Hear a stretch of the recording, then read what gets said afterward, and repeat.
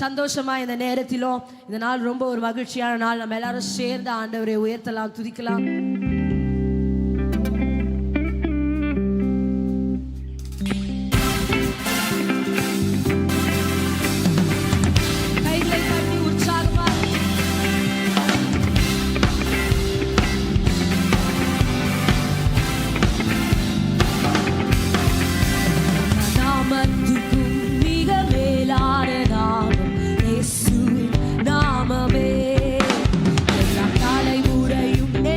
For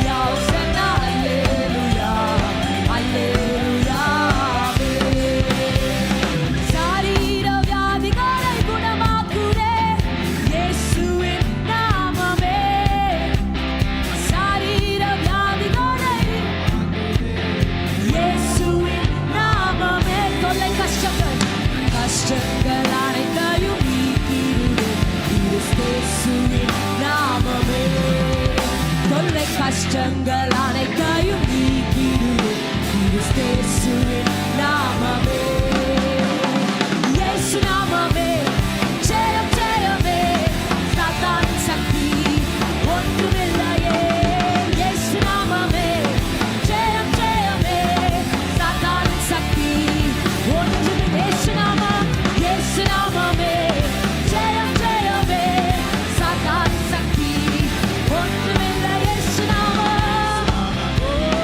ஜெயம் ஜெயமே சாத்தானின் சக்தி ஒன்றுமில்லையே அல்லேலூயா ஓசன்னா அல்லேலூயா அல்லேலூயா எல்லாரும் சந்தோஷமாய் அல்லேலூயா ஓசன்னா அல்லேலூயா அல்லேலூயா அல்லேலூயா அல்லேலூயா ஓசன்னா அல்லேலூயா அல்லேலூயா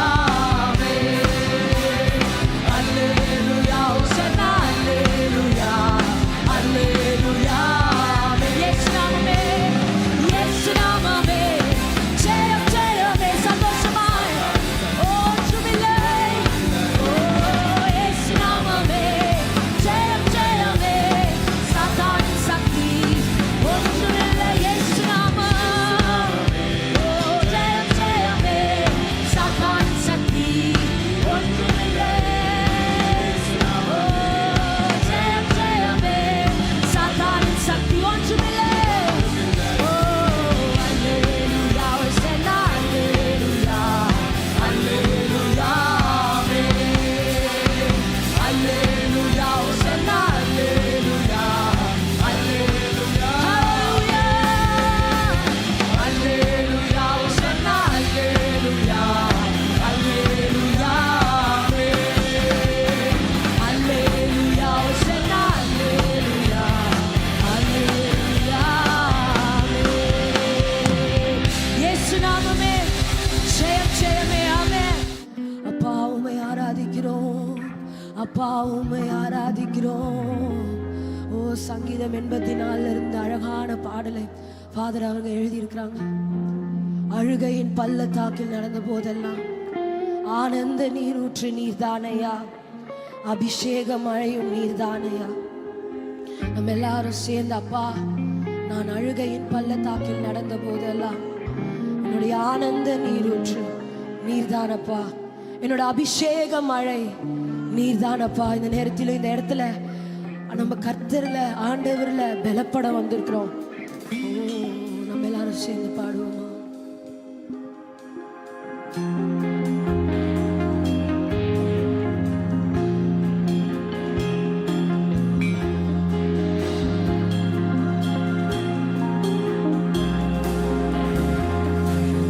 பள்ளத்தாக்கில் நடந்த போதெல்லாம் ஆனந்த நீரூற்று நீர்தானையா அபிஷேக மழையும் நீர்தானையா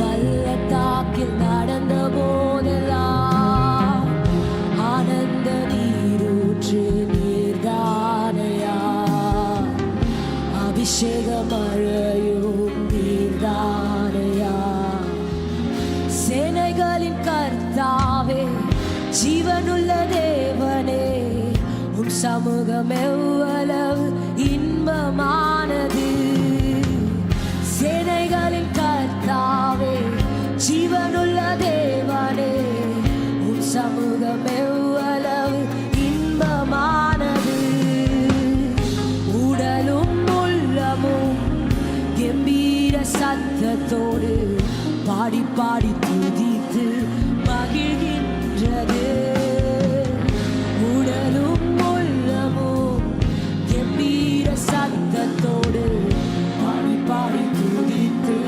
மகிழ்கின்றது என் தேவனே என் ராஜனே என் தேவனே என் ராஜனே நடந்து சென்றிடுவே உமது கனமழையா தினமும் நிரம்பிடுவே உருவ நடந்திடுவே நடந்து சென்றிடுவே உமது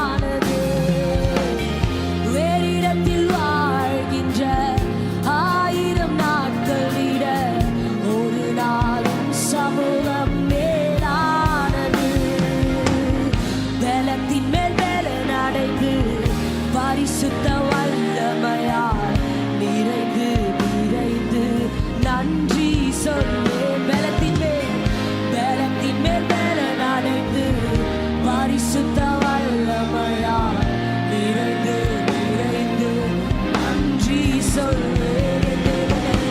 என் தேவனே, என் ராஜனே, என் தேவனே, என் ராஜனே, நடந்து சென்றிடுவேன். உமது கனமழையா தினமும் நிரம்பிடுவேன்.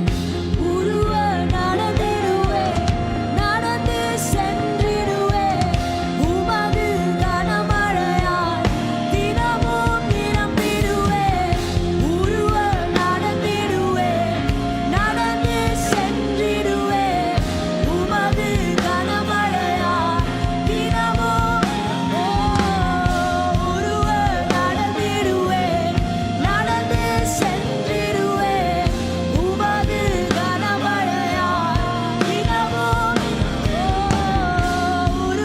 நடந்திடுவேன், நடந்து சென்றிடுவேன். உமது கனமழையா தினமும் சொல்வோமா? நடந்திடுவேன், நடந்து சென்றிடுவேன். உமது கனமழையா தினமும் கைகளை உயர்த்தி நடந்திடுவேன், நடந்து சென்றிடும். உமது கனமழையா தினமும் நிரம்பிடுவேன். நடந்திடுவேன், உமது கனமழையா தினமும் கைகளை உயர்த்தி சொல்வோமா? நடந்திடுவேன்.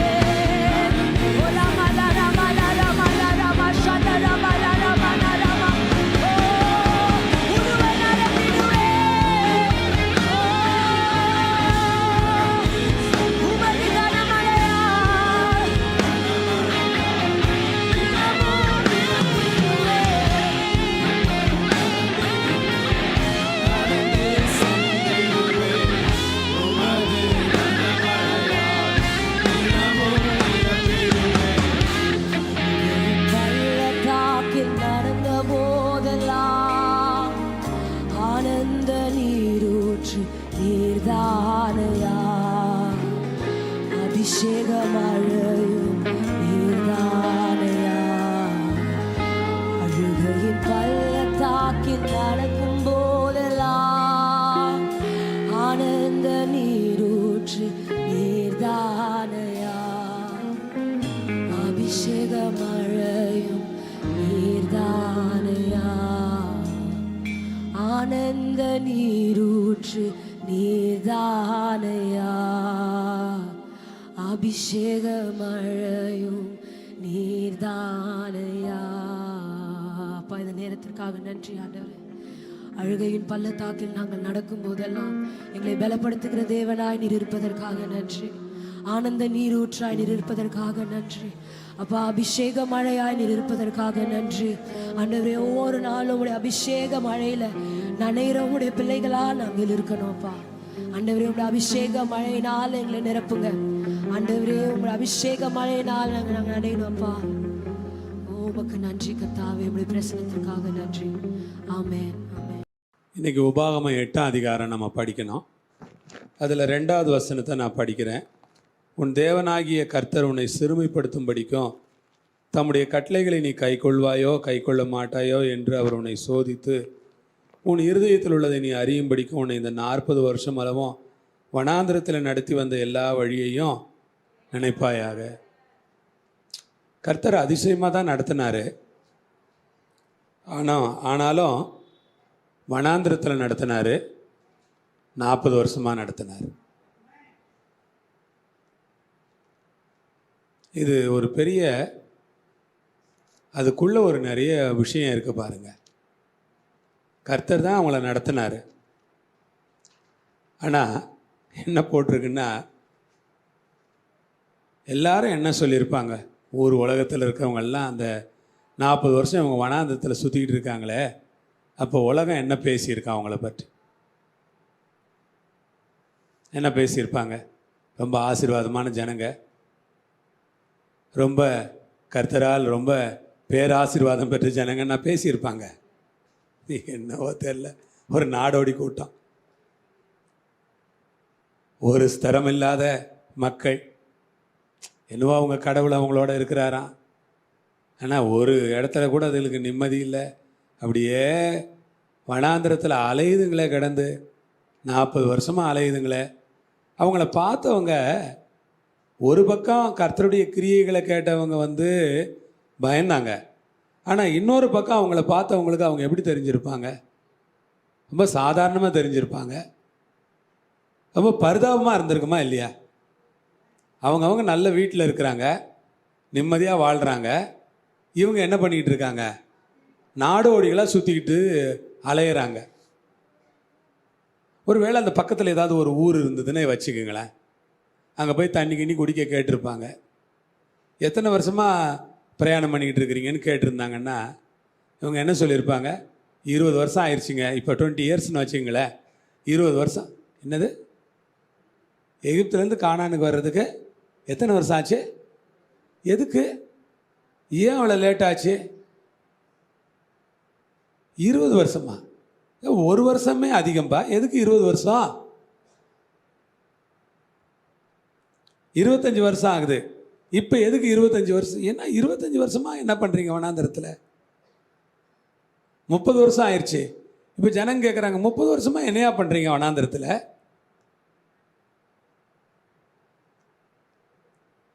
அதுக்கு தான் பதில் இங்கே சொல்கிறாரு கடவுள். என்ன சொல்கிறாரு? உன்னை சிறுமப்படுத்துறதுக்கு. அந்த வனாந்திரமே எதுதான்? ஒரு சிறுமை. வனாந்திரம் என்ன? ஒரு சிறுமை. Praise the Lord. ஒவ்வொரு விஷயமும் அப்படிதாங்க. நம்ம ஒரு கட்டிட பணியை தொடங்குகிறோம், அதை நிறைவேற்ற முடியல, அதில் சிரமங்கள் ஏற்படுது. அது ஒரு சிறுமை தானே. அது என்ன ஒரு பெருமையா? இல்லை அது ஒரு மகிமையா? அது ஒரு சிறுமை. அந்த சிறுமையே நமக்கு நாமே பேசிக்கலாம். அந்த சிறுமை எதற்காக? கட்டளைகளை நீ கைக்கொள்வாயோ கைக்கொள்ள மாட்டாயோ என்று அவர் உன்னை சோதித்து உன் இருதயத்தில் உள்ளதை நீ அறியும்படிக்கு உன்னை இந்த 40 வருஷமெல்லாம் வனாந்திரத்தில் நடத்தி வந்த எல்லா வழியையும் நினைப்பாயாக. 40 வருஷமா உன்னை ஏன் நடத்தினாருங்கிறதுக்கு ஒரே வசனத்தில் சூப்பராக விளக்கம் கொடுத்துட்டார். ராத்திரி நான் என்ன சொல்லிட்டு படுத்தேன் தெரியுமா கர்த்தர்ட்ட? நீங்கள் இந்த கட்டிடத்தை கட்டுறதுக்கு முன்னால் என்ன நல்லா கட்டி எழுப்புங்க அப்படின்னு சொல்லிட்டு படுத்துட்டேன். கட்டிடத்தை நீங்கள் எப்படியாவது என்ன பண்ணுங்க, கட்டுங்க, அது உங்கள் பாடு. ஆனால் அதை விட முக்கியம் நான் என்ன நீங்கள் நல்லா கட்டி என்ன பண்ணுங்க, அதுக்கு நிறைய அர்த்தம் இருக்குது இல்லையா? என்ன நீங்கள் நல்லா கட்டி எழுப்புங்கன்னா அதுக்கு எவ்வளோ அர்த்தம் இருக்குது? கொஞ்சமா? அதுக்கு நிறைய அர்த்தம் இருக்குது. அதை தான் இங்கே நான் காலையில் படித்தேன். எனக்கு ஆச்சரியமாக இருந்தது. நம்ம ராத்திரி யோசித்த மாதிரியே இந்த வசனமும் இருக்கே என்று நான் யோசித்து கொண்டே இருந்தேன். அப்போ நம்மை சிறுமைப்படுத்தும் போது என்ன நடக்குது? நம்முடைய இருதயத்தில் உள்ளதை நாம் அறியும்படிக்கு கர்த்தருடைய கற்பனைகளை கைக்கொள்ளுவோமோ கைக்கொள்ள மாட்டோமோ என்று சோதித்து இருதயத்தில் உள்ளதை நான் அறியும்படிக்கு 40 வருஷமாக என்ன பண்ணுறாரு? Praise the Lord. பாருங்க, சில நேரம் நம்ம சுற்றி சுற்றி சுற்றி வர்றோமே, இந்த சுற்றி சுற்றி வந்தோம் நமக்கு என்ன கிடைக்க மாட்டேங்குது? சில நேரம் சொல்யூஷன் கிடைக்க மாட்டேங்குது இல்லை? அப்போ நம்ம என்ன நினைக்கணும் தெரியுமா? கர்த்தர் என்னை சோதிச்சுக்கிட்டே இருக்கிறார்ப்பா. நான் அவருடைய கற்பனைகளை கட்டளைகளை கைக்கொள்வேனா கைக்கொள்ள மாட்டேனா, இந்த ஊழியத்தை ஒழுங்காக செய்வேனா செய்ய மாட்டேனா, நான் கடைசி வரைக்கும் விசுவாசியாக இருப்பேனா இருக்க மாட்டேனா, நான் கர்த்தரை பின்பற்றுவேனா பின்பற்ற மாட்டேனா, இப்படிங்கிறதெல்லாம் கர்த்தர் என்னை சோதிக்கிறாரு. என்னை என்ன பண்ணுறாரு? சோதிக்கிறாரு. நம்ம நினைக்கக்கூடாது கர்த்தர் ஏன் இப்படி விட்டுட்டாரு, கர்த்தர் ஏன் இப்படி செய்கிறாரு. கர்த்தர் ஒரு ஒரு ஒரு காரியத்துக்காகத்தான் 40 வருஷம் அளவு அப்படிங்கிறார். ஒரு பெரிய பீரியட், 40 இயர்ஸ். எவ்வளோ லாங் பீரியட் பாருங்க. 40 வருஷம் அப்படி கூட்டிகிட்டு போய் கானானில் சேர்த்தும் கூட கொஞ்ச நாள்லயே இந்த கானானில் போன இந்த இஸ்ரவேல் ஜனங்க கானானியர்களுடைய தெய்வங்களை என்ன பண்ணிட்டாங்க? வழிபட தொடங்கிட்டாங்க. அடுத்து என்ன சொல்றார்? அவர் உன்னை சிறுமைப்படுத்தி உன்னை பசியினால். நம்ம இதுவரைக்கும் என்ன பிரசங்கம் கேட்டிருக்கிறோம்? ஆண்டவர் அவங்களுக்கு வானத்தின் மன்னாவை கொடுத்தாரு, கொடுத்து அப்படியே நல்லா சாப்பிட்டு கொழு கொழுன்னு இருந்தாங்க அப்படின்னு நம்ம நினச்சிக்கிட்டு இருக்கிறோம். ஆனால் இப்போ தான் உண்மையாக சொல்கிறாரு கடவுளுடைய மனுஷன் மோசே சொல்கிறாரு, நம்மளை என்ன பண்ணாரு? பசியினால. அப்படின்னா என்ன? சாப்பிட்றதுக்கு மண்ணா இருந்துச்சு, ஆனால் சாப்பிட்றதுக்கு சிக்கன் இல்லை, சாப்பிட்றதுக்கு மட்டன் இல்லை, சாப்பிட்றதுக்கு மீன் இல்லை, சாப்பிட்றதுக்கு எறா இல்லை, சாப்பிட்றதுக்கு கொக்கு இல்லை, சாப்பிட்றதுக்கு குருவி இல்லை, சாப்பிட்றதுக்கு காடை இல்லை, வாடை இல்லை, ஒன்றும் இல்லை. பசினா என்னன்னா, நீங்கள் நினைக்கிற மாதிரி வெறும் வயிற்று பசியை மட்டும் அவர் சொல்லலை. இதன் மேலெல்லாம் ஆசை இருந்திருக்கும்ல. உங்களுக்கு வராதா? ஆசை வராதா? திடீர்னு உங்களுக்கு சிக்கன் சாப்பிடணுன்னு ஆசை வராதா? மீன் சாப்பிடணுன்னு ஆசை வராதா? அதை வாங்குறதுக்கு உங்கள்கிட்ட பணமே இல்லைன்னு வச்சிங்களேன், இல்லை அதுவே கிடைக்காத ஒரு இடத்துல நீங்கள் இருக்கிறீங்கன்னு வச்சிங்களேன், நீங்கள் என்ன நினைப்பீங்க? எங்கள் பையன்தான் சொல்லுவான், அப்பா நம்ம ஊர் தான்பா அருமையான ஊர் சாப்பிட்றதுக்கு, இங்கே சிக்கன் விற்கிறாங்க, அது அப்படி ஒன்றும் சொல்லிக்கிற மாதிரி நல்லா இல்லைப்பா, எல்லாம் ஃப்ரோசன் ஃபுட்டு, அப்படி ஃப்ரீஸ் பண்ண ஃபுட்டை கொடுக்குறாங்க, அதை வச்சு என்னத்தையும் சாப்பிட்டுக்கிட்டு இருக்கிறோம். சாப்பிட்றதுக்கு கையில் காசு கூட இருக்குது, ஆனால் விரும்புகிற சாப்பாடு என்ன பண்ணல? இந்தியன் ரெஸ்டாரண்ட்டுக்கு போனால் அங்கே நம்ம ஊர் மாதிரி இல்லை சாப்பாடு அப்படிங்கிறான். அப்போ இங்கே என்னென்ன பசினால் வருத்தினா என்ன அர்த்தம் தெரியுமா? அவங்களுக்கு வெறும் மண்ணா தான் கொடுத்தார், வேற ஒன்றும் கொடுக்கல. 40 வருஷமாக அதையே கொடுத்தார். 4 நாள் நீங்கள் ஒரே சாப்பாடை தொடர்ச்சியாக சாப்பிடுவீங்களா? 4 நாள் சாம்பார், இன்னைக்கு சாம்பார், நாளைக்கு என்ன? மீன் குழம்பு.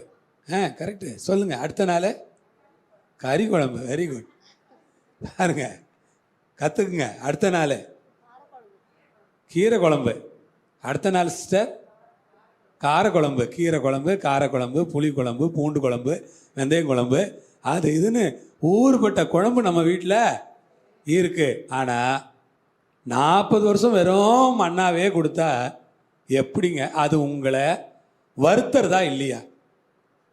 உங்களை வறுத்து எடுக்கிறதா இல்லையா? அது வறுத்து எடுக்கிற நேரமா இல்லையா? உங்களை ரொம்ப வறுத்து வறுத்து எடுக்கிறாங்க அப்படின்னு சொல்லுவான்ல, அந்த மாதிரி ஆண்டவருக்கு ஸ்தோத்திரம். உங்களை போட்டு இஸ்ரவேல் ஜனங்களை என்ன பண்ணுறாரு? கடாயில் போட்டு நீங்கள் வறுக்கிறீங்களே, வானலியில் போட்டு அப்படி இப்படி அந்த அந்த என்னது அது போடுவீங்க, கொஞ்சம் பூண்டு வெங்காயம் இதெல்லாம் போட்டு இப்படி எப்படி வதக்கி வறுத்து எடுப்பீங்களா, அந்த மாதிரி கர்த்தர் இவங்களை சட்டியில் போட்டு வறுக்கிற மாதிரி வறுக்கிறார். அப்படி வறுத்துட்டு என்ன கற்றுக் கொடுத்தாரா அவங்களுக்கு?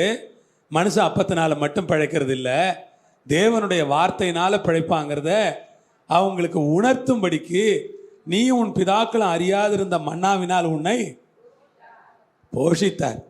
மேலே பசியினால் வருத்தி அப்படின்னு போட்டுட்டு கீழே போஷித்தார்னு அதே அதிகாரத்தில் இருக்கு. போஷித்தாலும் கூட வறுத்தது உண்மையா இல்லையா? போஷித்தாரு. எதனால் போஷித்தாருங்கிறது தானே மெயின் சப்ஜெக்ட். மன்னாவை தான் கொடுத்தார், வேற ஏதாவது ஆல்டர்னேட் ஃபுட்டு கொடுத்தாரா? கொடுக்கல. ஊழியத்துலலாம் எங்களுக்கு ஆரம்பத்தில் எதுவுமே கிடைக்காதுங்க. இப்போல்லாம் நான் இந்த பராமரிப்பு குழுக்கு போயிட்டு வீட்டில் குளிச்சுட்டு சாப்பிடும்போது நான் யோசிப்பேன், சே இப்போ நம்மளால் சாப்பிட முடியல, எவ்வளோ சாப்பாடு. ஆனால் நம்ம சாப்பிட்ணுன்னு ஆசைப்பட்ட காலத்தில் ரசம் கூட கிடைக்கல நமக்கு. அப்போ நம்மளை கர்த்தர் என்ன பண்ணார்? வறுத்து எடுத்தார்.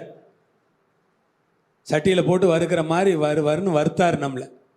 ரசம் சோறு கிடைக்குமான்னா அதே ஒரு ஆசை. யாராவது கூப்பிட்டு ஒரு வாய் சோறு கொடுக்க மாட்டாங்களா? ஆசை. இன்னைக்கு பாஸ்டர் உங்களுக்கு அது வேணுமா இது வேணுமா, அதை சாப்பிட்றீங்களா இதை சாப்பிட்றீங்களா, அந்த ஊர்ல இருந்து வரும்போது இதை வாங்கிட்டு வரட்டுமா, அதை வாங்கிட்டு வரட்டுமா. இப்போ எதை சாப்பிட்றது எதை விடுறதுனே தெரியல. சாப்பிட்றது நான் எப்பவும் சாப்பிட்ற அளவு கொஞ்சம்தான். என்னுடைய அளவே ஒரு சைஸ் தான். ஆனால் அது கூட அந்த காலத்தில் எதுவுமே கிடைக்கலையே. அப்போ கர்த்தர் நம்மளை வறுத்தெடுத்து என்ன பண்ணியிருக்கிறாரு, மனுஷன் சாப்பாட்டில் பிழைக்கிறது இல்லைப்பா, தேவனுடைய வார்த்தையில் பிழைக்கிறது அப்படிங்கிறதெல்லாம் நமக்கு என்ன பண்ணியிருக்கிறாரு, கற்றுக் கொடுத்துருக்கு. அதனால் ஒரு விஷயம் நீங்கள் நல்லா தெரிஞ்சுக்கங்க. 2 வசனத்தில் போட்டிருக்கு, உன்னை சிறுமைப்படுத்தி. 2வது வசனத்துலேயும் 3வது வசனத்துலேயும். இப்போ நம்ம விரும்புகிற சாப்பாடு கிடைக்கலனாலே அதுவே ஒரு சிறுமை தானே. நாம் விரும்புகிற சாப்பாடு நமக்கு கிடைக்கல, அது ஒரு சிறுமையா இல்லையா? அது ஒரு சிறுமை தாங்க. நம்மளை அறியாமல் நம்ம மனசுக்குள்ள வேதனையாக இருக்காது. நல்லா சாப்பிட்றவங்கள பார்க்கும்போது, அவங்க வீட்டுக்கு போகும்போது நம்ம மனசில் நம்ம என்ன நினைப்போம், இவங்க வீடு கொடுத்து வச்சவங்க, எல்லா சாப்பாடும் இருக்குது, அவங்க பாட்டுன்னு என்ன பண்ணுறாங்க, சாப்பிட்றாங்க. நம்ம வீட்டில் ஒன்றுமே இல்லையே.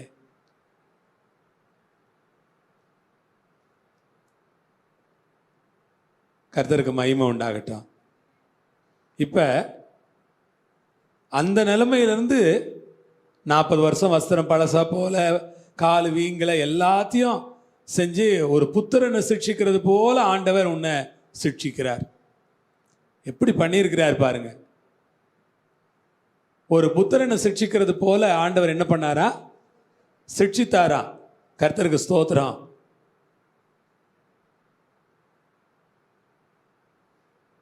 ஆகையால் உன் தேவனாகிய கர்த்தருடைய வழிகளில் நடந்து அவருக்கு பயப்படும்படிக்கு அவருடைய கற்பனைகளை. தேவனாகிய கர்த்தர் உன்னை அந்த நல்ல தேசத்தில் பிரவேசிக்க பண்ணுகிறார். இப்போ என்னன்னா, வாழ்க்கையினுடைய அடுத்த பகுதி. வாழ்க்கையினுடைய ஒரு பகுதி எப்படி இருந்துச்சு, சிறுமை சிறுமை சிறுமை சிறுமை. வாழ்க்கையினுடைய அடுத்த பகுதி வருது. அடுத்த பகுதியில் நல்ல வாழ்க்கைக்குள்ளே பிரவேசிக்க பண்ற, நல்ல தேசன்றதை விட்டுருங்க, நல்ல வாழ்க்கையில் தேவன் என்ன பண்ணியிருக்கிறாரு, பிரவேசிக்க. அது பள்ளத்தாக்கு, மலைகள், மலைகளிலிருந்து புறப்படுகிற ஆறுகள், ஊற்றுகள், ஏரிகள். அது அந்த ஆரம்பமே எப்படி இருக்குன்னா, ஒரு செழிப்புக்குள்ள பிரவேசிக்க பண்றாரு ஆண்டவர். கிறிஸ்தவ வாழ்க்கையை 2ஆ பிரிக்கணும். ஒன்று மண்ணா சாப்பிட்ற வாழ்க்கை, இன்னொன்று மகிழ்ச்சியாக சாப்பிட்ற வாழ்க்கை. 2ஆ பிரிச்சுக்குங்க. ஒன்று என்னது, மண்ணா சாப்பிட்ற வாழ்க்கை, இன்னொன்று மகிழ்ச்சியாக சாப்பிட்ற வாழ்க்கை. அல்லேலூயா. மண்ணா சாப்பிட்ற வாழ்க்கை ஆண்டவர்கிட்ட மண்ணா கொடு மண்ணா கொடுன்னு டெய்லி கேட்காதீங்க, அப்புறம் மண்ணாவே போட்டுருவார் அவர். நீங்கள் ரொம்ப சோர்ந்து போயிடுவீங்க. அவர்கிட்ட கேளுங்க, மகிழ்ச்சியாக சாப்பிட்ற வாழ்க்கை கொடுங்க. அல்லேலூயா. மகிழ்ச்சியாக சாப்பிட்ற வாழ்க்கை வந்துருச்சு. கோதுமை, வார்கோதுமை, திராட்சை செடி, அத்தி மரம், மாதளஞ்செடி உள்ள தேசம், ஒலிவ மரம், எண்ணெய், தேன் உள்ள தேசம், அது தாழ்ச்சி இல்லாமல் அப்பம் புசிக்கத்தக்கதும் ஒன்று உனக்கு குறைவுபடாததுமான இந்த வாழ்க்கை எப்படி வந்துருச்சு பாரு. தாழ்ச்சி இல்லாமல் அப்பம் புசிக்கத்தக்கதும் ஒன்றும் குறைவுபடாத ஒரு வாழ்க்கை. என்ன வாழ்க்கை? ஒரு குறை இல்லை. சிங்க குட்டிகள் பட்டினி கிடக்கும், ஆண்டவரை தேடுவோர்க்கு குறை இல்லையே, குறை இல்லையே, குறை இல்லையே. ஆண்டவரை தேடுவோர்க்கு குறை இல்லையே. சிங்க குட்டிகள் பட்டினி கிடக்கும், ஆண்டவரை தேடுவோர்க்கு குறை இல்லையே. குறையில்லாத ஒரு தேசம். அல்லேலூயா. குறையில்லாத ஒரு வாழ்க்கை. முதல்ல சிறுமையான வாழ்க்கை, அதுக்கு பிறகு குறையில்லாத வாழ்க்கை. அல்லேலூயா. சிறுமை குறைவில்லாத வாழ்க்கைக்கு கர்த்தர் கூட்டிட்டு வந்துட்டாரு. ஆகையால் நீ புசித்து திருப்தி அடைந்திருக்கை. இப்போ என்ன வந்துருச்சு? சாப்பிட்டு நல்லா சாப்பிட்டாச்சு, நல்லா என்ன பண்ணியாச்சு, சாப்பிட்டாச்சு. புசித்து திருப்தி அடைந்திருக்கையில் உன் தேவனாய் கர்த்தர் உனக்கு கொடுத்த அந்த நல்ல தேசத்துக்காக, கர்த்தர் உங்களுக்கு கொடுத்த நல்ல வாழ்க்கைக்காக கர்த்தரை ஸ்தோத்திரம் பண்ணுங்க. புசித்து திருப்தி அடைந்திருக்கிறீர்கள். யோசிச்சு பாருங்க, உங்களுக்கு ஒரு கல்யாணம் நடந்திருக்கோம். நிறைய பேர் இங்கே கல்யாணம் கட்டினவங்க தானே இருக்கிறீங்க. கல்யாணம் நடந்திருக்கோம். அப்படி ஒரு நல்ல புருஷன் கிடைப்பார் நீங்கள் நினச்சி பார்த்துருக்க மாட்டீங்க. ஒரு நல்ல புருஷன் உங்களுக்கு கிடைச்சிருப்பார். நல்லா சம்பாத்தியம் பண்ணுற ஒரு புருஷன் உங்களுக்கு கிடைச்சிருப்பார். நல்லா சம்பாதிச்சு கொண்டு வந்து உங்கள் கையில் கொடுத்துட்டு கணக்கு கேட்காத புருஷன் வேறு கிடைச்சிருப்பார். என்ன மாதிரி இல்லை அவர் ரொம்ப நல்ல மனுஷன். நான் சிஸ்டர்கிட்ட ஒன்றும் கொடுத்ததே கிடையாது. நாம் ரொம்ப ஆணாதிக்கம் நிறைந்த குடும்பம். அதனால் சிஸ்டர்கிட்டெல்லாம் கொடுக்கறது கிடையாது. எல்லாம் எப்போ நம்ம கையில் தான் இருக்கும். நம்மகிட்ட வந்து வாங்கினா தான் நமக்கு மரியாதை, நம்ம அவங்கள்ட்ட போய் வாங்கிறதா அப்படிங்கிற சிந்தனையிலே வளர்க்கப்பட்ட மனிதன் நான். அதனால் தப்பாலாம் நினச்சிடாதீங்க. ஆனால் உங்களுக்கு ரொம்ப பெட்டரான ஒரு ஹஸ்பண்ட் இருப்பார். உங்கள் கையில் கொடுத்துட்டு உங்களுக்கு ஒரு கணக்கு கூட கேட்க மாட்டார். சோத்திரம். சில சகோதரிகளுக்கு அது ரொம்ப சந்தோஷமாக இருக்கும், சௌகரியமாக இருக்கும். அப்படி கிடைச்சிட்டாங்கன்னு வச்சுங்களேன், அந்த நல்ல புருஷனுக்காக கர்த்தரை நீ ஸ்தோத்தரிக்க கடவாய். அல்லேலூயா. நல்ல பிள்ளைகள் கொடுத்துருப்பாரு. சம்பாதிச்சு கொண்டு வந்து உங்கள் கையிலேயே கொடுத்துருவாங்க. அம்மா நீ வச்சுக்கம்மா அப்படின்னு. அந்த பிள்ளைகளுக்காக கர்த்தரை ஸ்தோத்தரிக்க கடவாய். ஆமே. உங்களுக்கு நல்ல நிலம், நல்ல விவசாய நிலங்கள், நிறைய சொத்து, நிறைய சௌகரியங்கள் கொடுத்துருப்பாரு. அவைகளை உங்களுக்கு கொடுத்த முற்பிதாக்களுக்காக கர்த்தரை ஸ்தோத்தரியுங்கள். நல்ல வீடு வாசலெல்லாம் உங்களுக்கு ஏற்படுத்தப்பட்டிருக்கும். அந்த நல்ல வீட்டுக்காக படுத்து தூங்கும்போது என்ன பண்ணுங்க? கர்த்தரை ஸ்தோத்தரிங்க. உங்கள் வீட்டுக்காக கர்த்தரை அடிக்கடி ஸ்தோத்திரம் பண்ணுறீங்களா? அல்லேலூயா. கர்த்தருக்கு ஸ்தோத்திரம். நான் எப்பவும் ஆண்டவரை நினச்சி பார்ப்பேன். ஆண்டவரை நினச்சி ஆண்டவரை துதிப்பேன். ஏன் தெரியுங்களா? முதல்ல எங்கள் வீட்டுக்கு ஜெபம் பண்ண வந்ததே பாஸ்டர் தாமஸ் ராஜ் தான். முதல் ப்ரேயர் எங்கள் வீட்டுக்கு பண்ண வந்தவர் அவர் தான். பஜாஜ் சட்டக் ஸ்கூட்டரில் வந்தார். முதல் முறை அவர் வரும்போது ஒரு சட்டக் ஸ்கூட்டர் வச்சுருந்தார். அதில் தான் பாஸ்டர் இல்லை, முதல்ல சைக்கிளில் வந்தார் பாஸ்டர். முதல் முறை வரும்போது பாஸ்டர் சைக்கிளில் வந்தார். அப்புறமா சட்டக் ஸ்கூட்டரில் வந்தார். அப்போ ஒரு நிலக்கால் வச்சு வீடு கட்டுறது கூட எங்களுக்கு வசதி இல்லாமல், சும்மா இந்த டெம்பரவரி ஷெட்டு போடுவாங்க பாருங்கள் வீடு கட்டுறப்ப, அதுக்கு நிலக்கால் வைப்போம். நம்ம நிலக்கால்லாம் வைக்க மாட்டோம். அந்த மாதிரி ஒரு வீடு. அந்த வீட்டுக்குள்ளே இவரும் கொஞ்சம் உயரமானவர் இல்லை. அவர் குனிஞ்சி வளைஞ்சி வந்து இப்படி நிமிர்ந்து நின்னார் வீட்டுக்குள்ளே. நான் வீட்டுக்குள்ளே இருக்கிற நிறைய நேரங்களில் கடவுளுக்கு என்ன நன்றியாக சொல்லுவேன்னா, ஆண்டவரே உங்களுக்கு ரொம்ப நன்றி, ஸ்தோத்திரம். எங்கள் வீட்டுக்குள்ளே போன உடனே கதவு திறந்து நேராக போகிறேன். குனிஞ்செல்லாம் இப்போ போகிறதில்ல. கதவு திறந்து நேராக போகிற அளவுக்கு கர்த்தர் கிருபையா ஒரு ஆசீர்வாதத்தை கொடுத்தார். உங்களுக்கு கர்த்தர் சொந்த வீடு கொடுத்துருந்தாருன்னா நீங்கள் வாழ்நாள் முழுக்க அவருக்கு நன்றி சொல்லணும். அது சாதாரண ஆசீர்வாதம் இல்லை. உங்களுக்கு சொந்த வீடு இல்லைன்னா நீங்கள் ப்ரேயர் பண்ணி எப்படியாவது இந்த வருஷத்தில் சொந்த வீடு வாங்கிடுங்க. ஆமென். ஆமென் சொல்லுங்க பார்க்கலாம். வாங்குவீங்களா?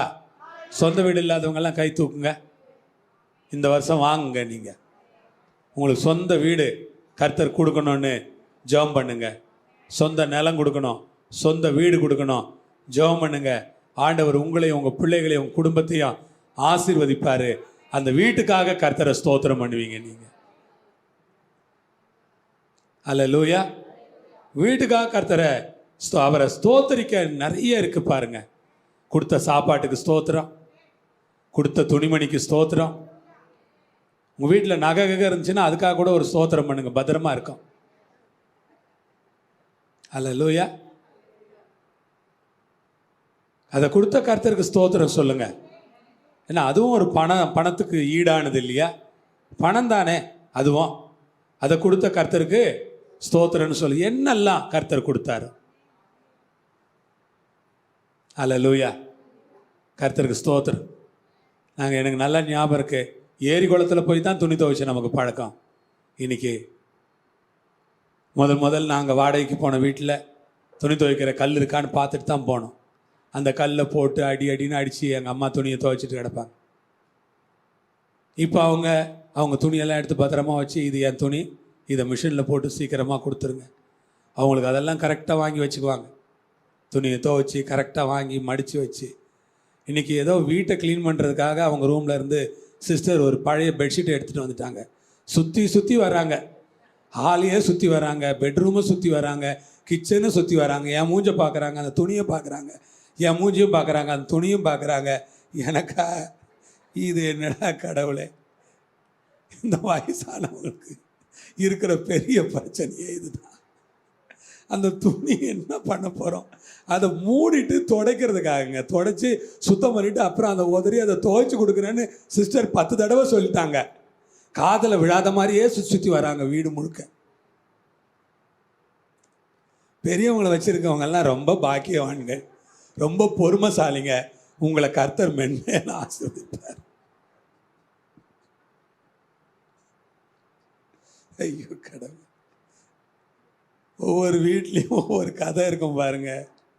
எங்கள் வீட்டு கதையை கேட்டிங்கன்னா நீங்கள் இன்றைக்கெல்லாம் சிரிச்சுக்கிட்டு இருப்பீங்க. நாங்கள் சொல்கிறதில்ல நிறைய கதையை. கர்த்தருக்கு ஸ்தோத்திரம். டைனிங் ஹாலுக்கு வருவாங்க எங்கள் அம்மா, அவங்களுக்குன்னு ஒரு சேர் வச்சுக்கிட்டாங்க. வேறு எந்த பக்கமும் உட்கார மாட்டாங்க. அந்த சேரில் யாராவது தெரியாமல் நாங்கள் உட்காந்துட்டோன்னா அந்த டைனிங் டேபிளையே சுற்றி வருவாங்க. மொத்தம் 8 சேர் இருக்காங்க அந்த டைனிங் டேபிளில். உட்காந்து சாப்பிடலாமில்ல, எந்த சேரில் உட்காந்தாலும் சாப்பிட முடியும்ல, எந்த சேரில் உட்காந்தாலும் சாப்பிட உள்ள போகல. ஆனால் அந்த சேரை சுற்றி வந்து பார்ப்பாங்க. எங்கள் மருமகன் தெரியாமல் உட்காந்துட்டாருன்னு வச்சுங்களேன், சுற்றி அவரையே சுற்றி வருவாங்க. அவர்கிட்டயே வந்து ஏதோ ரகசியம் பேச போகிற மாதிரி நிற்பாங்க. யாரை என்னமோ சொல்கிறீங்களே, ஃபோனா? கர்த்தருக்கு ஸ்தோத்திரம்.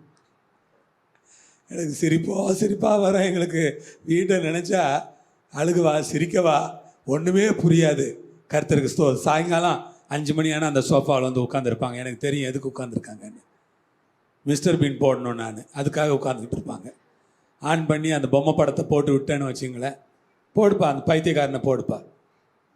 நான் போடாமல் போயிட்டேன்னா கூப்பிட்டு சொல்லுவாங்க, அந்த பைத்தியக்காரனை போடுப்பா, அவன் பைத்தியக்காரனா அவங்களுக்கு. வேறு நீங்கள் எது போட்டாலும் பார்க்க மாட்டாங்க. ஒன்று சர்ச்சு ப்ரேயர் போட்டால் கொஞ்சம் நேரம் உட்காந்துருப்பாங்க, இல்லைன்னா அந்த பைத்தியக்காரனை போட்டால் தான் இருப்பாங்க. ஏன்னா அவன் பண்ணுறது பைத்திய சேஷ்ட மாதிரி அவங்களுக்கு தெரியுது போல். என்ன பண்ணுறது, அப்படி இருக்கும் பாருங்கள். அதனால் கர்த்தர் உங்களுக்கு வாஷிங் மிஷின் கொடுத்துருந்தாருன்னா அவரை ஸ்தோத்திரம் பண்ணுங்க. அல்லேலூயா.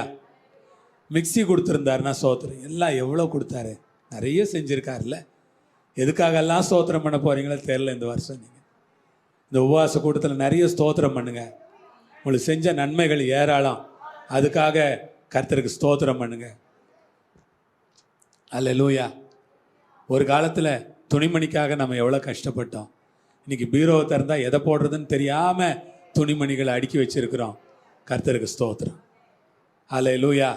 இந்த நல்ல தேசத்துக்காக கர்த்தரை ஸ்தோத்திரிக்க கடவாய். நான் தான் உங்களுக்கு வேறு ஒன்றும் எனக்கு சொல்லவே தோணலைங்க. எவ்வளோ செஞ்சார், எவ்வளோ கொடுத்தாரு. கர்த்தரை என்ன பண்ணணும், ஸ்தோத்தரிக்கணும். கர்த்தருக்கு மகிமை உண்டாவதாக. ஒரு காலத்தில் 100 கிராம் பருப்பு, 100 கிராம் எல்லாம் 100 கிராமு 200 கிராம் வாங்கி வாழ்ந்த காலம் போக, இன்றைக்கி மாதத்துக்கு ஒரு முறை ப்ரொவிஷன் வாங்கி அதெல்லாம் அடுக்கி பத்திரமா வச்சு விசுவாச ஜபத்தையும் டெய்லி பண்ணி அன்றன்றுள்ள ஆகாரத்தை இன்று எங்களுக்கு அதான் செல்ஃபில் ஏற்கனவே இருக்குதே. கிச்சன் ரூமில் ஏற்கனவே என்ன இருக்குது, 1 மாதத்துக்கானது இருக்குது. ஆனால் நம்ம ஜெபம் பண்ணும்போது என்ன பண்ணுறோம், அன்றன்றுள்ள ஆகாரத்தை இன்று எங்களுக்கு தாரும். கிச்சனில் இருந்தால் கூட நீர் தந்தால்தான் நாங்கள் என்ன பண்ண முடியும், சாப்பிட முடியும். கர்த்தருக்கு ஸ்தோத்திரம். சாப்பிட்றதுக்கு வயிறு வேணுமில்ல. ஏதாவது ஃபுட் பாய்சன் ஆகி போச்சுன்னா சாப்பிட முடியாது, ஒன்றும் பண்ண முடியாது. அதனால் சாப்பிட்றதுக்கு எங்களுக்கு கிருபை தாரும். நாங்கள் டெய்லி 3 வேளை சாப்பிட்றோமே, அதுக்காக ஸ்தோத்திரம். உபவாச நாளில் 2 வேளை சாப்பிட்றோம், மற்ற நாட்களில் என்ன பண்ணுறோம், 3 வேளை சாப்பிட்றோமே, அந்த சாப்பாட்டுக்காக ஸ்தோத்திரம். அல்லேலூயா. கர்த்தருக்கு கோடான கோடி ஸ்தோத்திரம். கர்த்தர் ரொம்ப நல்லவராக இருக்கிறாரு. அதனால் அவர் சொல்கிறார், உன் தேவனாகிய கர்த்தரை மறவாதபடிக்கு. இதுக்கெல்லாம் நீங்கள் ஸ்தோத்திரம் பண்ணும்போது கர்த்தரை தான் ஞாபகம் வச்சுக்கிறீங்க. இப்போ என்ன நினைக்கிறீங்க தெரியுமா, இதெல்லாம் எனக்கு தந்த கர்த்தருக்கு ஸ்தோத்திரம். இப்படியெல்லாம் என்னை ஆசீர்வதிச்ச கர்த்தருக்கு ஸ்தோத்திரம். இப்படியெல்லாம் எனக்கு உதவி செஞ்ச கர்த்தருக்கு ஸ்தோத்திரம். அல்லேலூயா. இப்படியெல்லாம் என்னை வழி நடத்துகிற கர்த்தருக்கு ஸ்தோத்திரம். ஒரு காலத்தில் கடன் வாங்கி வாங்கி குடும்பம் நடத்தியிருப்பீங்க. இப்போ கடன் வாங்காமல் குடும்பம் நடத்துறதுக்கு உங்களுக்கு கர்த்தர் கிருபை கொடுத்துருந்தாருன்னா, கடன் வாங்காமல் குடும்பம் நடத்த கிருபை கொடுத்த கர்த்தருக்கு ஸ்தோத்திரம். ஒரு காலத்தில் நீங்கள் ஒரு காஃபிக்கு ஆசைப்பட்டிருப்பீங்க. ஆனால் இன்னைக்கு ஒரு நாளைக்கு 3 வேளை காஃபி குடிக்க கர்த்தர் உதவி செஞ்சுருந்தாருன்னா அந்த காஃபிக்காக ஒரு ஸ்தோத்திரம். இப்படி எல்லாத்துக்காகவும் ஸ்தோத்திரம். நல்ல வேலை கொடுத்துருந்தாருன்னா ஸ்தோத்திரம். கை நிறைய பென்ஷன் கொடுத்துருந்தாருன்னா ஸ்தோத்திரம் சொல்லுங்க கர்த்தருக்கு. கர்த்தர் என்னெல்லாம் கொடுத்தாரோ அதெல்லாம் அந்த நல்ல காரியங்களுக்காக கர்த்தருக்கு ஸ்தோத்திரம். நல்ல காரியங்களுக்காக கர்த்தருக்கு ஸ்தோத்திரம். கர்த்தர் செய்த நன்மைகளுக்காக கர்த்தருக்கு ஸ்தோத்திரம். அல்லேலூயா. நீங்கள் ஒரு விதவையாக இருந்திருப்பீங்க, எவ்வளவோ கஷ்டப்பட்டிருப்பீங்க. சில விதவை தாய்ங்க இன்னைக்கு உங்கள் நிலைமையை கர்த்தர் எப்படி வச்சிருக்கிறாருன்னு நினச்சி பார்த்து கர்த்தரை ஸ்தோத்திரம் பண்ணுங்க. என்னை அந்த நிலைமையில் என்னை கர்த்தர் கைவிடாமல் என் கண்ணீரை கண்டு என் ஜெபத்தை கேட்டு கர்த்தர் இவ்வளவா என்னை என் குடும்பத்தையும் ஆசீர்வதிச்சாரு. அதுக்காக ஸ்தோத்திரம். ஒரு காலத்தில் பஸ்ஸில் போகிறது கூட காசு இருந்திருக்காது. இன்னைக்கு ஆட்டோ பிடிச்சி போகிற அளவுக்கு கர்த்தர் ஒரு சௌகரியம் கொடுத்துருப்பாரு. அதுக்காக கர்த்தருக்கு ஸ்தோத்திரம். சில நேரம் டாக்ஸி பிடிச்சி கூட போகிறதுக்கு கர்த்தர் கிருபை கொடுத்துருப்பாரு. அதுக்காக கர்த்தருக்கு ஸ்தோத்திரம். அல்லேலூயா சொல்லுங்க பார்க்கலாம். நேற்று ஒரு பிரதர் வந்தார். அவர் ஒரு சாட்சி சொன்னார். எனக்கு ரொம்ப சந்தோஷமாக இருந்துச்சு. இந்த சபைக்கு நாங்கள் 1 வருஷமாக வர்றோம். இந்த 1 வருஷத்தில் எங்களுக்கு நிறைய அதிசயங்களை கடவுள் பண்ணார். ஆண்டவருக்கு மகிமை அப்படின்னு நான் சொன்னேன். இந்த 1 வருஷத்துக்குள்ளேயே நாங்கள் சொந்த வீடு வாங்கிட்டோம் அப்படின்னாரு. நாங்கள் கனவுல கூட நினைக்கல சொந்த வீடு வாங்குவோம் அப்படின்னு. ஆனால் என் மகா திடீர்னு ஒரு லோனை போட்டு சொந்த வீடை வாங்கி அப்பா அம்மா நீங்கள் இதுலேயே குடியிருங்க அப்படின்னு சொல்லிட்டா. 2வது என் மகளுக்கு விசா கிடச்சிருக்கு, படிக்கிறதுக்காக கனடா போகிறா. சொந்தக்காரங்கெல்லாம் எங்களை பார்த்தா ஏளனமாக பார்ப்பாங்க. இப்போ எல்லாரும் எங்களை ஆச்சரியமாக பார்க்குறாங்க. எல்லாரும் எங்களுக்கு ஃபோன் பண்ணுறாங்க. என் மக 2வது மக ஆடிட்டர் ஆகிட்டா. ஆடிட்டிங் இதில் பாஸ் பண்ணிட்டா, சிஏ பாஸ் பண்ணிட்டா அந்த பொண்ணு. என் மக ஆடிட்டர் ஆகிட்டா. அதனால் எல்லாரும் இப்போ எங்களை தேடி தேடி வராங்க அப்படின்னாரு. அல்லேலூயா. 1 வருஷத்துலையா? 1 வருஷத்தில் ஒரு பிள்ளை சிஏ பாஸ் பண்ணிருச்சு. அடுத்த பிள்ளை கனடா போகிறதுக்கு விசா கிடச்சிருச்சு. சொந்த வீடு கிடச்சிருச்சு. விசுவாசிகளை 1 வருஷம் வந்தவங்களுக்கு இவ்வளோ ஆசீர்வாதம் கிடைச்சிருக்கு. உங்களுக்கு எவ்வளோ கிடைக்கணும்? அல்லேலூயா. கர்த்தரை பிடிச்சிக்குங்க. நீங்கள் ஒரு ஆசீர்வதிக்கப்பட்ட இடத்துல தான் இருக்கிறீங்க. அங்கே இருக்கிற ஆசீர்வாதத்தை நீங்கள் சுதந்திரிச்சுக்குங்க. இந்த உண்மையாக சொல்கிறேங்க, அநேக இடங்களிலே ஒரு சிலர் எங்கேயோ சிலர் பார்த்தீங்கன்னா விசுவாசிகளுடைய மேன்மை ஆசீர்வாதத்தை விரும்பாதவங்க கூட இருக்காங்க. ஆனால் நம்முடைய சபை அப்படி இல்லைங்க. எவ்வளவு திறந்த மனதோடு உங்களிடத்துல நாங்கள் பழகிறோன்னு உங்களுக்கே தெரியும். ஒரு நாள் ஒரு குறுகிய மனசு கிடையவே கிடையாதுங்க. எத்தனையோ பேருக்கு எவ்வளோ பெரிய பெரிய வீடை பிரதிஷ்டை பண்ணி கொடுத்துருக்கேன். அப்போல்லாம் கூட நான் ஒன்றும் சந்தோஷப்பட்டிருக்கேன். அப்படியும் சந்தோஷமாக எனக்கு அவ்வளோ ஒரு உற்சாகம். பேசி நானும் சிஸ்டரும் பேசிக்கிட்டு வருவோம். ரொம்ப அழகாக இருக்குது வீடு, இல்லை ரொம்ப அருமையாக கர்த்தர் கொடுத்துருக்கிறார். அப்படியே பென்ஸ் காருக்கு ஜெபம் பண்ணி கொடுத்துருக்குறேன், BMW காருக்கு ஜெபம் பண்ணி கொடுத்துருக்குறேன். ஆனால் ஐயோ நமக்கு இல்லையே நினைக்கவே மாட்டேன். நமக்கு இல்லைன்னா கூட நம்ம விசுவாசிகள் இவ்வளோ உயர்த்துறாரே கர்த்தர். அல்லேலூயா. எனக்கு அப்படியெல்லாம் போகணுன்னு ஆசை வர்றதும் இல்லை. இருக்கிறதே அதிகம் நான் நினச்சிக்கிட்டு இருக்கிறேன். இதுக்கு மேலே நம்ம ஆசைப்படுறதுக்கு என்ன இருக்குது? கொடுத்ததுக்கே நம்ம தகுதியாக இல்லை. இன்னும் என்னத்துக்கு கர்த்தர்கிட்ட போய் அதை கொடு இதை கொடுன்னு நம்ம கேட்கணும்? கொடுத்ததுக்கே தகுதி இல்லாமல் வாழ்கிற நாம் நம்மளை தகுதிப்படுத்திக்க தான் பார்க்கணுமே தவிர இதுக்கு மேலே போய் அது வேணும் இது வேணும்னு கர்த்தர்கிட்ட என்ன பண்ணக்கூடாது. ஆகவே நீங்கள் ஒரு ஆசீர்வாதத்தை போதிக்கிற இடத்துல இருக்கிறீங்க. ஆசீர்வாத போதனைகளை சொல்லுகிற ஒரு போதகரோடு நீங்கள் இணைஞ்சிருக்கிறீங்க. மனதார ஆசீர்வதிக்கிற ஒரு போதகருடைய குடும்பத்தோட நீங்கள் இணைஞ்சிருக்கிறீங்க. நீங்கள் சின்ன மனசு உள்ளவங்களா இருக்கக்கூடாது. அதனால் அதை சொல்லலாமா சொல்லக்கூடாதான்னு தெரியல. ஒரு குறைவான புத்தி உள்ளவங்கள என்னன்னு சொல்லுவாங்க தெரியுமா? அது ஒரு சின்ன கல் அப்படிம்பாங்க. என்ன சொல்லுவாங்க? அது ஒரு சின்ன கல் அப்படின்னா என்ன? புத்தி குறைச்சலாக இருக்கிறவங்க, குறுகிய மனசுள்ளவங்களை அப்படி சொல்லுவாங்க. நீங்கள் சின்ன கல்லாக இருக்கக்கூடாது, நீங்கள் பெரிய கல்லாக இருக்கணும், பெரிய மனசாக இருக்கணும். நீங்கள் அல்லேலூயா. கர்த்தருக்கு ஸ்தோத்திரம். நம்ம பார்க்க இன்னொருத்தரை கர்த்தர் நல்லா உயர்த்தும் போது நம்ம மனசு சந்தோஷப்படணும். அதுதான் நம்ம பாடணும். ஒரு உறுப்பு புகழடைந்தா எல்லாரும் எல்லா உறுப்பும் சேர்ந்து என்ன பண்ணுமா? மகிழ்ச்சி அடையுமா? அதுதாங்க சபை. சபையில் ஒருவர் மேன்மை அடையும் போது நமக்கு எந்த விதத்திலும் ஒரு பொறாமையோ எரிச்சலோ வரவே கூடாது. கர்த்தரை மட்டும் என்ன பண்ணிடாதீங்க, மறந்துடாதீங்க. அவருடைய கற்பனைகளை கட்டளைகளை நீங்கள் கைக்கொள்ள எச்சரிக்கையாக இருங்க. நீ புசித்து திருப்தியாகி நல்ல வீடுகளை கட்டி அவைகளில் குடியிருக்கும் போது உன் ஆடு மாடுகள் திரட்சியாகி உனக்கு வெள்ளியும் பொண்ணும் பெருகி உனக்கு உண்டானவைகள்லாம் வர்த்திக்கும் போது உன் இருதயம் மேட்டுமை அடையாமலும். தான் ரொம்ப முக்கியங்க. கர்த்தர் என்ன சொல்றாருன்னு பாருங்க, அதை படிங்க பார்க்கலாம் ஒரு முறை. புசித்து திருப்தி அடைகிற அளவுக்கு சாப்பாடு புசிச்சு, அப்போ நம்ம எப்படி வீடு கட்டுவோம்? நல்ல வீடா ஓட்ட வீடா? சொல்லுங்க. எல்லாம் வீடு இல்லாதவங்க எல்லாம் சொல்லுங்க, நல்ல வீடுன்னு சொல்லுங்க. நல்ல வீடுன்னுங்க. நல்ல வீடுகளை கட்டி,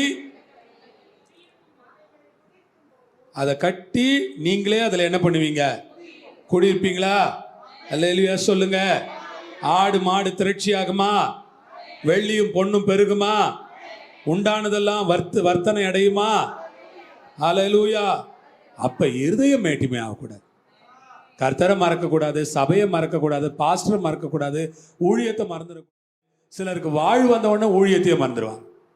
பாஸ்டர் மறந்துடுவாங்க, சபையை மறந்துடுவாங்க. பாஸ்டர் அவங்களுக்கு ஒரு சாதாரண ஆள் மாதிரி தெரிய தொடங்கிடுவார். அவங்க ஏதோ பெரிய ஆள் ஆயிட்டாங்கன்னு நினைப்பாங்க. அப்படி நினைக்கக்கூடாது. இதெல்லாம் உனக்கு பெருகும்போது நீ கர்த்தரை என்ன பண்ணக்கூடாது? உன் இருதயத்தில் மேட்டிமை வரக்கூடாது, கர்த்தரை மறக்கக்கூடாது. ஜெபமெல்லாம் எழுந்துருங்க. அல்லேலூயா. கர்த்தர் கொடுத்த வார்த்தைகளுக்காக கர்த்தரை ஸ்தோத்திரிங்க. தகப்பனே, இந்த மத்தியான நேரத்தில் உங்கள் வார்த்தைகளை நாங்கள் படித்தோம். ஒரு சிறுமையின் வாழ்க்கை, ஒரு மகிழ்ச்சியின் வாழ்க்கை. சிறுமையின் வாழ்க்கையில் நாங்கள் நிறைய கற்றுக்கொள்ளுகிறவர்களாக இருக்கிறோம். நிறைய விஷயங்கள் எங்களுக்கு போதிக்கப்படுகிறது. மகிழ்ச்சியின் வாழ்க்கையில் அளவில்லாத ஆசீர்வாதங்கள் எங்களுக்கு கர்த்தரால் வழங்கப்படுகிறது. அப்படி வழங்கப்படும் போது கர்த்தரை மறவாதபடிக்கும், இருதயத்தில் மேட்டிமை வராதபடிக்கும் ஆண்டவரே எங்களை காத்துக்கொள்ளுங்க, எங்களை காத்துக்கொள்ளுங்க, காத்துக்கொள்ளுங்க, காத்துக்கொள்ளுங்க. உம்முடைய கரங்களில் எங்களை ஒப்பு கொடுக்குறோம். பெரிய காரியம் செய்யுங்க. சபையும் ஊழியத்தையும் ஆசீர்வதிங்க. வருகைக்கு இந்த சபையை ஆயத்தப்படுத்துங்க, ஊழியத்தை ஆயத்தப்படுத்துங்க. நிறைய எங்களுக்கு கொடுப்பீங்க. நாங்கள் நிறைய பெற்றுக்கொள்வோன்னு விசுவாசிக்கிறோம். துதிகன மகிமை எல்லாம் ஒருவருக்கே செலுத்தி ஜெபிக்கிறோம். இயேசு நாமத்தில் நல்ல பிதாவே, ஆமென். எல்லாரும் சொல்லுங்க, என் ஆத்துமாவே